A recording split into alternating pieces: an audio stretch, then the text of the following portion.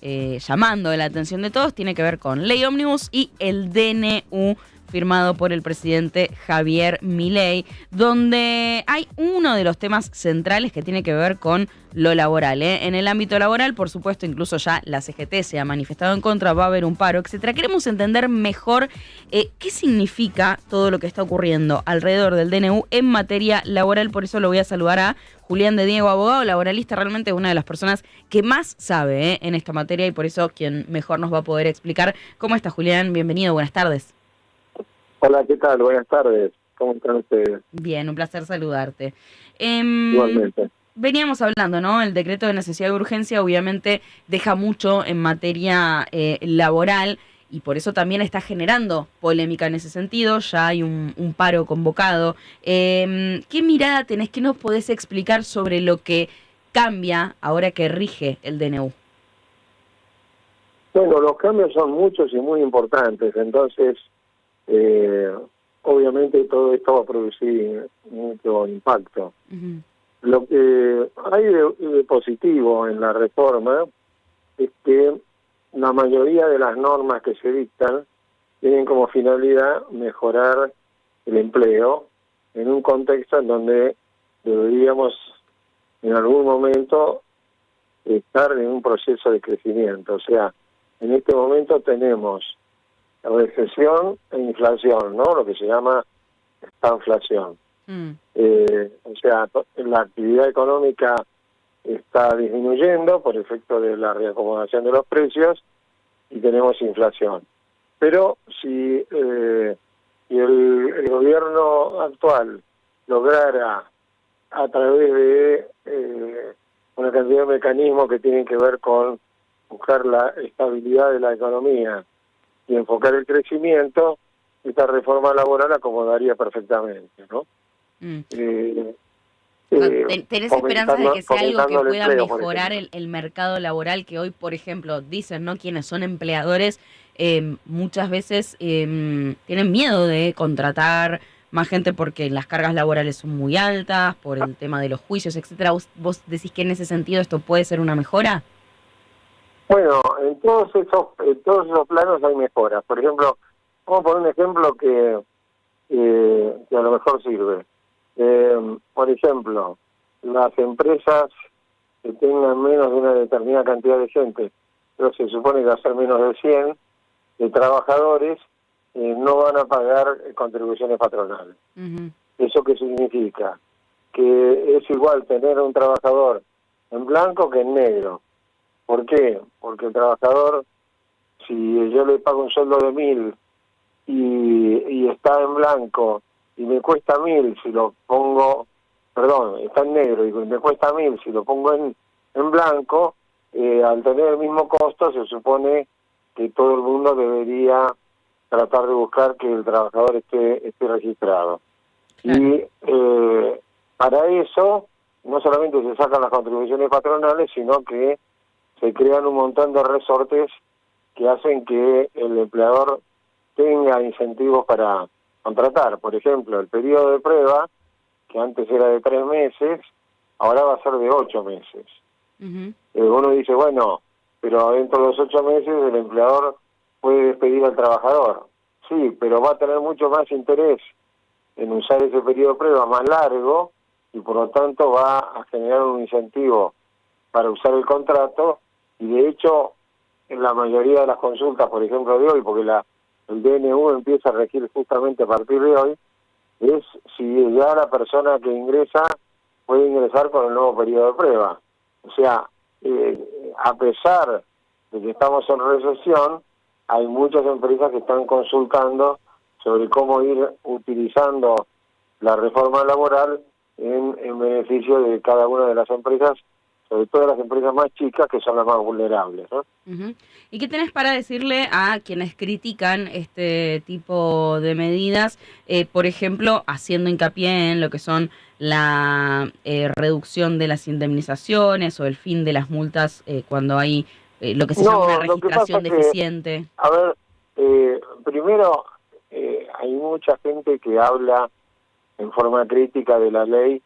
De hecho, yo he confrontado en la radio con muchos especialistas o pseudo especialistas, y la verdad que ni siquiera habían leído la reforma. Verdaderamente las indemnizaciones no bajan, la indemnización por despido se mantiene igual, lo que se eliminan son las multas. Claro, por eso. Que en su momento se crearon para tratar de que el empleo quedara registrado y de presionar sobre el empleador para que lo tenga en blanco, y el crecimiento de la economía en negro demuestra que esas multas no sirvieron y solamente generaron un incentivo para la llamada industria del juicio. Entonces, la caída también, el golpe bajo que se le da a la industria del juicio también se supone que es otro elemento que va a ayudar mucho a la contratación, porque al eliminar los fantasmas que tenía el empleador para generar un nuevo contrato, va a haber motivación para hacerlo. Para darle un número que pone en evidencia la situación, desde hace 12 años el empleo no crece.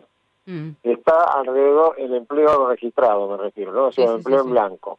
Está en alrededor de 6.200.000 trabajadores. O sea, evidentemente el sistema que se había creado fomentó el terror para contratar por los juicios y el monto que pueden tener, y desanimó a las empresas, sobre todo a las empresas más chicas, a generar nuevos contratos. Entonces, toda la reforma elimina esos obstáculos, saca las multas, elimina trámites que eran burocráticos, hace más rápida la registración. La registración ahora se va a hacer prácticamente poniendo nombre, apellido, documento y número de quill, y la persona va a quedar automáticamente registrada. Todos los sistemas, va a haber un blanqueo para que todo aquel que quiera pasar del negro a la registración no tenga costo. Entonces el blanqueo le va a permitir a las empresas ingresar al sistema y blanquear a la gente que tenían no registrada con el mismo costo que está pagando actualmente en forma no registrada, y además eliminando el riesgo del juicio laboral. Claro. Entonces, si uno suma todos estos componentes, por eso digo, hay muchos que hablan sin tener la más pálida idea. Ahora, por supuesto que la ley toca intereses. Por ejemplo, le dice el trabajador que sufre la retención de su sueldo, de la cuota sindical y de la cuota solidaria, o sea, el descuento que le hace el sindicato, que para que ese descuento siga, el trabajador tiene que prestar conformidad. Por supuesto, hay muchísima gente que no quiere que le descuenten más. Claro. Porque el sindicato no lo representa, o no es, o la empresa o el trabajador no quiere entregarle dinero al sindicato. Es decir, en los países modernos, como por ejemplo Francia, esta norma es una norma común. Para que haya alguien a quien le puedan hacer un descuento, lo tiene que firmar por escrito. Claro. Y si no lo firma por escrito, al trabajador no se le puede tocar el sueldo. ¿Sabe cuántos están afiliados en Francia? ¿Cuántos? El 8%. Acá, ¿Nada con más? todos los mecanismos compulsivos, tenemos 70% de la gente afiliada. Claro. Pero no porque quieran, no porque quieran, sino porque se los ha colocado en un sistema donde no tienen espacio para optar. ¿Y esto ahora tienen la libre opción. Entonces cada trabajador, el día de mañana, ya hoy tuvimos muchísimas consultas sobre este tema, trabajador que manifieste por escrito que no quiere estar más o afiliado al sindicato, o que se le descuente la cuota solidaria, automáticamente el empleador le deja de descontar, y ese dinero va al bolsillo del trabajador. Claro. Esto se lo pregunto. Entonces, por supuesto, al sindicato esto le resta todos los ingresos que tiene, ¿no? El ingreso más importante fuera de la obra social es la cuota sindical. Sí. Le quiero preguntar esto porque obviamente usted es el especialista, ¿no?, en cuestiones laborales, y se estuvo hablando mucho sobre este tema, ¿no?, de la reducción de las indemnizaciones. Entonces, para entender el cálculo, cuando se habla de que se modifica la base de cálculo de indemnización y que, por ejemplo, se excluyen beneficios como los bonos anuales o vales alimentarios, etcétera, ahí no se termina reduciendo entonces el monto, digamos, No de la se reduce. indemnización. Le digo cuál es la situación. La indemnización por despido es la misma de siempre. Sí. Un mes de sueldo por año de antigüedad o fracción mayor de 3 meses, tomando la mejor remuneración del último año. O sea, si una persona se despide hoy, hay que tomar el mejor salario y multiplicarlo por los años de antigüedad. Claro. ¿Qué es lo que se saca? Se saca el aguinaldo, que es una cuestión que está discutiendo, la incidencia del aguinaldo, que es el 8%, 8,66, y se sacan los bonos de pago semestral y los bonos de pago anual, que en la jurisprudencia estaba dividida. La mitad de la jurisprudencia decía que correspondían, y había, por ejemplo, si uno tenía un bono semestral, había que dividirlo por 6 y colocar la incidencia, y hay otros que decían no. La indemnización por despido dice claramente que es la mejor remuneración mensual. Lo dice literalmente el artículo. Y la mensual no está en lo que se paga ni por semestre ni por año. Claro. Entonces, la indemnización no bajó para nada. Es la misma. Lo que no hay ahora son las multas. ¿No? Que si yo tenía una suma de dinero que por ahí era dudosa, era confusa, o un viático que no estaba bien rendido, me lo consideraron parte del salario. La multa que había desapareció. Ahora, por ejemplo, los beneficios sociales, la guardería, el reintegro de medicamentos, la obra social suplementaria, la ropa de trabajo, ninguno de esos rubros se integró nunca a la indemnización por despido. Algunos la discuten si corresponde o no corresponde, pero no es salario. La ropa de trabajo es para cuando se le entrega a una persona, es porque para que no tenga que sufrir desgaste su ropa a nivel personal. En un frigorífico, si uno no le da al trabajador ropa de trabajo, tiene que ir con la ropa personal. Entonces, eso no integra la indemnización por despido. El gasto de guardería es un reintegro. Y yo tengo a los chicos en la guardería y la ley me permite conseguir un reintegro, me están reintegrando un gasto, no me están fijando la remuneración. Entonces, todas esas prestaciones que nunca formaron parte de la indemnización por despido quedan afuera igual que siempre. Y todo lo que formó parte de la indemnización por despido siempre siguen igual. Lo que desaparecieron son las multas. Bien. Y la última que le quiero hacer, porque es algo que... O sea, no hay rebaja de la indemnización por despido. Eso hay que decirlo con toda claridad. Lo que pasa es que si uno considera que dentro de la indemnización por despido está la multa, por supuesto que ahí hay una pérdida. Pero resulta que esa multa es la que hace que las empresas no tomen gente porque tienen miedo de que le aparezca un juicio que después le obliga a cerrar el negocio. La última que le quiero hacer, estamos acá leyendo sus mensajes en YouTube y algunos se preguntan por esto que usted mencionó varias veces y que lo han mencionado también muchas personas, este concepto de industria del juicio. ¿Cuánto representa hoy esto que usted está denominando como industria del juicio?